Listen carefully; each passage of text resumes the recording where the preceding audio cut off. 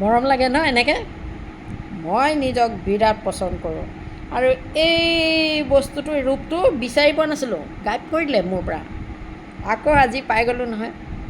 তাৰমানে মই ভাবিছোঁ যে এইটো ৰূপতে মই এটা বাৰ্তা দি লওঁ, হয়নে? বাৰ্তাটো এনেকুৱা যে মোক কোনোবাই যদি ধোকা দিয়ে, মোৰ লগত বিশ্বাসঘাতকতা কৰে, তাৰ কাৰণে মই সেই ব্যক্তিজনক দুখ দি লাভ নাই। কিয়?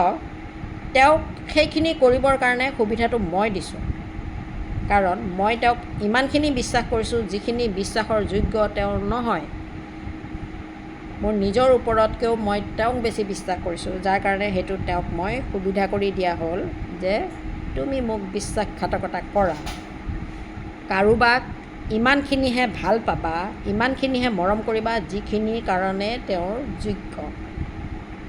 তাতোতকৈ বেছি যেতিয়া মানুহক আমি মৰম দিওঁ, আমি বিশ্বাস কৰোঁ, তেওঁৰ সেইখিনি মূল্য তেওঁ বুজি নাপায় আৰু কি কৰে, আপোনাৰ জীৱনটো ধ্বংস কৰি দিবলৈ তেওঁ কুণ্ঠাবোধ নকৰে। এইটো হ'ল আজিৰ বাৰ্তা। Thank you. মৰম লাগিছেনে মোক? লাগে এনেকৈ। আপুনি মৰম লাগিছে বুলি নক'লেও মই জানো মোক মৰম লাগিছে। বাই।